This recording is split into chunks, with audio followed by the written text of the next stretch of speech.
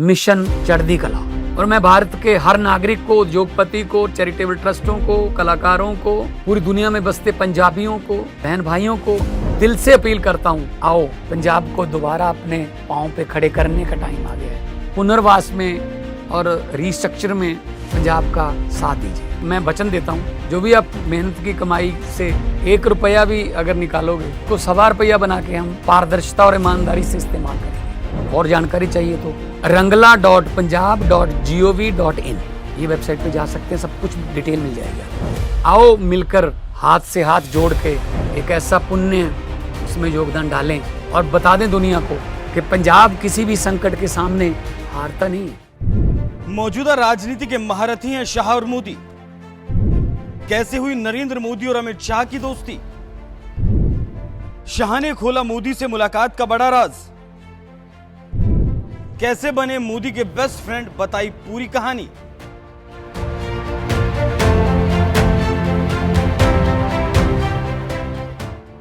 नाम नरेंद्र मोदी देश की राजनीति का एक ऐसा ब्रांड बन गया है जिसके दम पर बीजेपी चुनाव दर चुनाव जीतती जा रही है और विपक्ष चाहकर भी मोदी के विजय रथ को नहीं रोक पा रहा। यह सिलसिला साल 2001 से चला आ रहा है, जब पहली बार नरेंद्र मोदी गुजरात के मुख्यमंत्री बने और लगातार 4 बार गुजरात के सीएम के तौर पर सत्ता संभाली। इसके बाद जब पहली बार साल 2014 में देश के प्रधानमंत्री बने तो लगातार तीसरी बार देश की सत्ता संभाल रहे हैं। गुजरात के मुख्यमंत्री से लेकर देश के प्रधानमंत्री तक के इस सफर में नरेंद्र मोदी के साथ कोई शख्स साई की तरह साथ रहा तो वो हैं अमित शाह, जिन्हें राजनीति का चाणक्य भी कहा जाता है।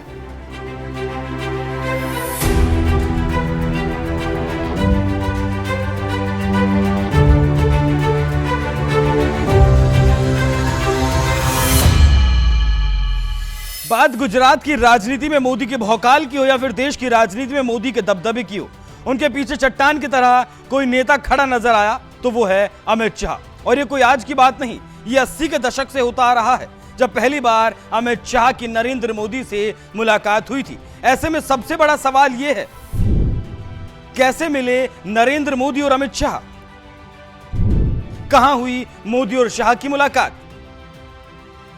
जिसका जवाब खुद गृह मंत्री अमित शाह ने दिया जब नरेंद्र मोदी के 75 साल पूरे होने पर उन्होंने एक बड़े न्यूज चैनल को इंटरव्यू दिया और नरेंद्र मोदी से पहली मुलाकात से लेकर उनकी दोस्ती तक कई बड़े राज खोलते हुए कहा।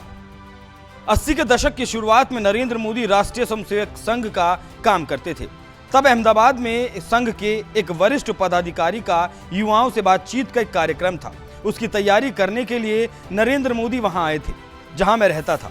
तब उन्होंने बहुत कम समय में संघ के सिद्धांत और देश को बदलने की दिशा समझाई थी। मुझे याद है कि मेरे साथ जितने भी युवा थे वो सभी लोग इस कार्यक्रम को सफल करने में लगे थे और बहुत अच्छा कार्यक्रम भी हुआ था। ये वही दौर था जब अटल बिहारी वाजपेयी, लाल कृष्ण आडवाणी और मुरली मनोहर जोशी जैसे दिग्गज नेताओं ने बीजेपी की नींव रखी थी, तो वहीं नरेंद्र मोदी जैसे युवा नेता आरएसएस के लिए काम करते थे। इसी दौरान एक कार्यक्रम के सिलसिले में मोदी गुजरात के अहमदाबाद गए थे जहां उनकी मुलाकात पहली बार अमित शाह से हुई थी और 1982 में अमित शाह भी आरएसएस में शामिल हो गए, जिसके बाद यह मुलाकात ऐसी दोस्ती में तब्दील हुई कि आज तक बरकरार है। मोदी ने दिलाया शाह को टिकट।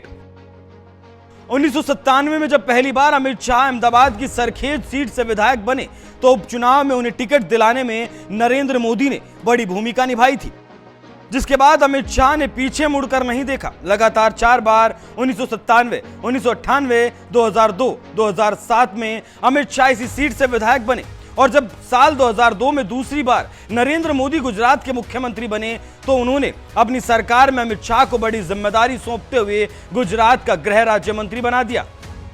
इसके अलावा उन्हें कानून, न्याय, आपदा प्रबंधन, परिवहन और संसदीय मामलों का मंत्री भी बना दिया। इसी बात से आप समझ सकते हैं कि तत्कालीन गुजरात सरकार में अमित शाह का कितना दबदबा हुआ करता था, क्योंकि सत्ता की कमान उनके जिगरी मित्र नरेंद्र मोदी के हाथ में थी और यह सिलसिला साल 2007 में भी बरकरार रहा। जब नरेंद्र मोदी ने तीसरी बार गुजरात के मुख्यमंत्री के तौर पर कुर्सी संभाली तो अमित शाह को अपनी सरकार में दोबारा वही जिम्मेदारी सौंप दी, यानी मोदी सरकार में अमित शाह नंबर 2 थे। लेकिन साल 2010 में उन्होंने मंत्री के पद से इस्तीफा दे दिया जब सीबीआई ने उन्हें सोहराबुद्दीन शेख फर्जी एनकाउंटर मामले में गिरफ्तार किया था, जिसका जिक्र अमित शाह ने कुछ ही दिनों पहले संसद में भी किया था। मुझ पर झूठे आरोप लगाए तब अरेस्ट होने के पहले मैंने नैतिकता के मूल्यों का हवाला देकर इस्तीफा भी दिया और जब तक मैं कोर्ट से निर्देश नहीं हुआ कोई संविधान पद मैंने स्वीकार नहीं किया। ये क्या सिखाते हैं नैतिकता में? मैं तो इस्तीफा देकर गया था और मैं तो चाहता हूं कि ये नैतिकता के मूल्य बढ़े। हम ऐसे निर्लज्ज नहीं हो सकते कि हम पर आरोप लगे और हम संवैधानिक पद पर रहें। अरेस्ट के पहले मैंने इस्तीफा दिया है। सोहराबुद्दीन शेख फर्जी एनकाउंटर केस से बरी होते ही अमित शाह ने साल 2014 में बीजेपी के राष्ट्रीय अध्यक्ष का पद संभाला था। याद करिए, यह वही दौर था जब एक तरफ बीजेपी ने नरेंद्र मोदी को प्रधानमंत्री पद के लिए उम्मीदवार घोषित किया था, तो वहीं दूसरी तरफ अमित शाह को बीजेपी का अध्यक्ष बनाया गया था। यानी दोनों ही गुजराती नेताओं ने एक साथ राष्ट्रीय राजनीति में एंट्री मारी और यह एंट्री इतनी धमाकेदार थी कि कांग्रेस जिंदगी भर नहीं भूल पाएगी, क्योंकि मोदी और अमित शाह की जोड़ी ने पहली बार बीजेपी को प्रचंड बहुमत के साथ सत्ता दिलाई और कांग्रेस को विपक्ष का पद हासिल करने लायक सीट भी नसीब नहीं हुई थी। यानी गुजरात में कांग्रेस को सत्ता से बाहर करने के बाद मोदी और शाह की जोड़ी ने देश की सत्ता में भी कांग्रेस को बाहर कर दिया और ऐसा बाहर किया कि आज तक सत्ता में वापस नहीं आ पाए।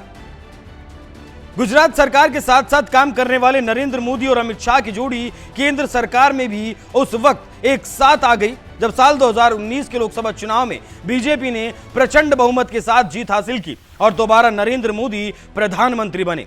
तो वहीं अमित शाह ने भी गुजरात की गांधीनगर सीट से प्रचंड जीत हासिल की, जिसके बाद पीएम मोदी ने उन्हें अपनी सरकार में गृह मंत्री बनाया। यानी गुजरात में अमित शाह के पास जो जिम्मेदारी थी वही जिम्मेदारी मोदी ने उन्हें केंद्र सरकार में भी सौंप दी और जब साल 2024 में तीसरी बार सत्ता में आए तो लगातार दूसरी बार उन्होंने अमित शाह को गृह मंत्री बनाया। इस बात से आप समझ सकते हैं कि मोदी और अमित शाह की दोस्ती कितनी मजबूत है। ये एक ऐसी दोस्ती है जिसे आज तक कांग्रेस तोड़ नहीं पाई और गुजरात से लेकर राष्ट्रीय स्तर तक कांग्रेस पर यह दोस्ती भारी पड़ती रही है। अभी और कितनी भारी पड़ेगी ये तो वक्त बताएगा। बहरहाल मोदी और अमित शाह की इस दोस्ती पर आपका क्या कहना है? अपनी राय हमें कमेंट कर जरूर बताइएगा।